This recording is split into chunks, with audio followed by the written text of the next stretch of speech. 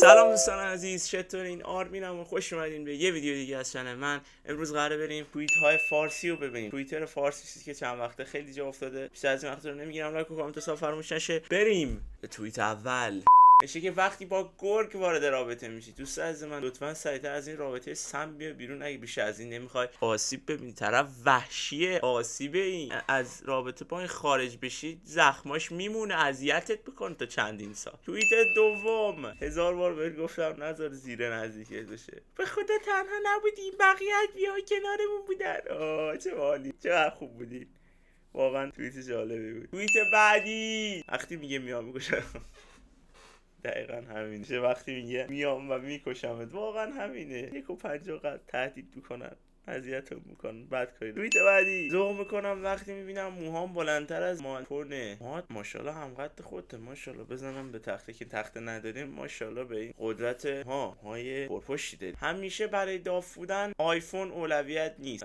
بله اولویت واقعا چیز دیگه است. این چیزی که من دارم میبینم، تنها چیزی که شاید از نظر کسی که اینو توییت کرده داف بودنه، خیلی تو تصویر کاملا میزنه بیرون دیگه، از تصویر داره خارج میشه انقدر. ولی این کیفیت عکس که من دارم میبینم واسه سامسونگ گلکسی گلند نیست. واقعیتش این گوشی سامسونگ گلکسی گلند 2 فکر کنم، اینو من 5-6 سال داشتم. این کیفیت عکس برای اون نیست. پس آره، چرا گوشی هم مهمه واقعیتش. تکذیب میکنم من این توییتو. بله. بعدی، پرام، من تازه فهمیدم شعله رزمجو مجری تلویزیون 43 سالشه. چند سالشه؟ این 43 سالشه؟ فکر کردم 17 سالشه. ماشاءالله، بزنم به تخته چقدر جوون مونده. خیلی زیادی جوون موندی شما. یعنی این سطح از جوون موندن عجیبه برای من. توییت بعدی، بالاخره معلوم شد معیار سلنا گومز برای انتخاب دوست پسر چی بود؟ شیکم بوده؟ چقدر چوک. ای وای خاک به سرم، ای وای خاک به سرم. اون چیزی که من دیدم و نباید میدیدم، اون چیزی که من باید میدیدم و نباید میدیدم. چه حجیمم هست، نه تنها چیزه بلکه حجیمم هست. ولی خب مثل که کات کردن، حالا خبرش در اومده که کات کردن. حالا من نمیدونم درسته یا نه، ولی سلام، من دبیر زیست شناسی جدیدتون هستم. من چقدر علاقم به زیست شناسی زیاد شد بعد از دیدن این توییت. من اصلا علاقم به زیست شناسی، اصلا به محیط زیست، به زیست علاقم زیاد شد. این باور کن نمیشه میکنم زاویه فکه بیفته، چون فکر نمی کنم حالت عادی هیچکی به این صورت باشه واقعا صورتش. توییت بعدی، 4 تا از بهترین صدایی که یه مرد میخواد تو زندگیش بشنوه. پول، صدا، خاک به سرم، خاک به سرم. آره، مهمترینش اگه گفتین کدومه، میدونم میتونید خیلی حدس بزنید کدومه. بله آفرین، پول خیلی مهمه. اینم چیزه، اینم نمیدونم، این احتمالاً داره چیز میشه، داره خواب بد میبینه، گشنشه، داره پتو رو گاز میگیره و اینا. چیز دیگه ای به نظر من، حدس من بر این پایست که چیز دیگه ای نمیتونه باشه. لعنت بر منکرش. فوری آنا دیارماس به زندگی خود پایان داد. رئیس اندیشکده زن دانشگاه امام حسین فرمودن که اگر من هم آرایش کنم کسی دیگر آنا دیارماس را نخواهد شناخت. تو اصلا مادر من برای چه آنا دیارماس را میشناس؟ گزینه اول. دوم اینکه شما آرایش کنی که جای آنا دیارماس نه، ولی جای امینه شاید بتونی بگیری. واقعیتشو بخوام بهت بگم، شما جای برادر بزرگتر ما هست، میشه گفت واقعا نه بگیرنمون رو. ولی اعتماد به نفس خیلی مهمه دوستان. واقعیتشو بخوام بهتون بگم، اعتماد به نفس داشته باشید. این توییت ما اینو یاد میگیم که اعتماد به نفس خیلی مهمه. اعتماد به نفس داشته باشید. توییت بعدی، 100% دخترها تو خونه اینجوری رو صندلی میشن، هوا بره بیاد. بله نمیدونم، نیازمند تایید این قضیه. تایید کنید اگه تایید کردین که تایید کردین دیگه. ولی بنده به این صورت نمیشینم تو خونه. حالا شاید چون دختر نیستم شکلی باشه. ولی توییت بعدی، تو مهمونیا دختری رو میبینم فیشنت پوشیده، باعث میشه ساعتها به تغییر گرایشم فکر کنم. ببینید با پسرا چیکار نمیکنه.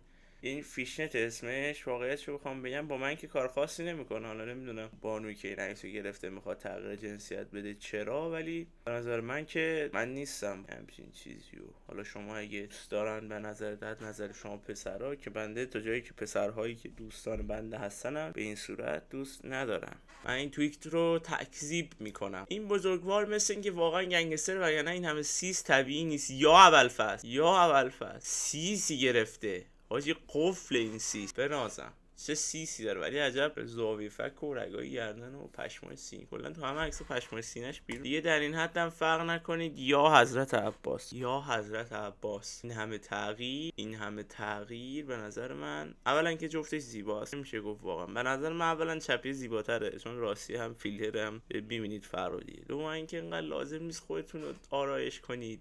چرا آخه؟ چرا باید ذهنیته که آرایش باعث زیبایی؟ خب باعث زیبایی میشه ولی خود طرفی که واسه بقیه مهم، مثلا واسه خودت مهم. شما وقتی هی آرایش میکنی هی میگی خب آرایش بهترم، هی آرایش میکنی و چیزی که هستی دیگه خوشت نمیاد و فضای مجازی باعث شده که این همه آرایش راضی نبودن و بادی دیسمورفیا و این سم چیزها زیاد بشه.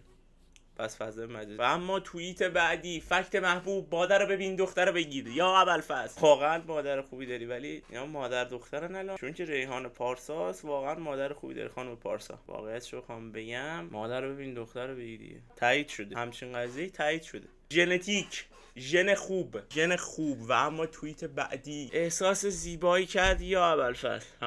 خب احساس زیبایی کردی دیگه چیکارش کنم؟ حالا اینکه نظرهای بد میگیره دیگه مردممونن، کاریش نمیشه کرد. واقعیتش رو بخوام بگم زیباست. توییت بعدی، دوست پسرم رفته خونه اکسش، خیلی با هم بعد دعوا کردن، اون خاک بر سرم کوچولو تمام بدن دوست پسرم چند نفر خدا رو شکر که الان احتمالاً که شما اکسش شد و این پشتی داره داشته، ولی وقتی نمیخواید باور کنی که اتفاقی افتاده خب باور نمیکنی، کارش نمیشه کرد، همینی که هست. توییت بعدی، اگه تو هم وقت نکردی خرس رو پیدا کنی لایک کن. جوراب خرسی خریدم. یا ابوالفضل جوراب خرسیت خوب. جوراب خرسی پیداش کردم، فقط باید جوراب خرسی رو نگاه کنی، هر چیزی دیگه نگاه میکنی برادر من چه کار زشتیه. جوراب خرسی رو نگاه کن، فقط داره جوراب خرسی رو به اشتراک میذاره. شما ذهنت خرابه برادر من، چه کار زشتیه واسه دید میزنید رو. توییت بعدی،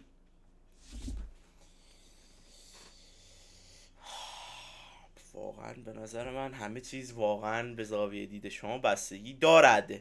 خاک به سرم پیرمرد با اینا چششه. بعدی، چیزی که تو میبینی چیزی که اون میبینه.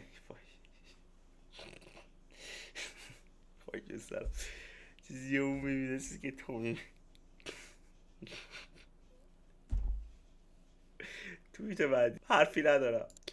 تور طبیعت گردیمون نشه. چه طبیعت زیباییه، طبیعت چقدر زیباست، من دلم طبیعت خواست طبیعت گردیمون نشه. ای وای بنده، طبیعت چقدر زیباست دوستان. واقعیت رو بخوام بگم، پسری که لاک میزنه این بیشتر شبیه پسریه که ساک میزنه. واقعیتشونو بگم ساک میره میدوزه. بعد